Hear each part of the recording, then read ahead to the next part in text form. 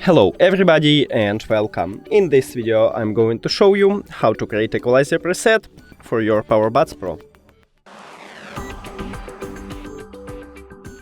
You have to start by open the application and now go to device. Right here in the second line we have Music Equalizer, click on it. And then click on the custom. Now make something good for you. Let's say that's okay for me. And after you finish, just go back. And as you can see, it save. But if you don't like what you make, or you wanna make something else, you can click on reset and you have it by default.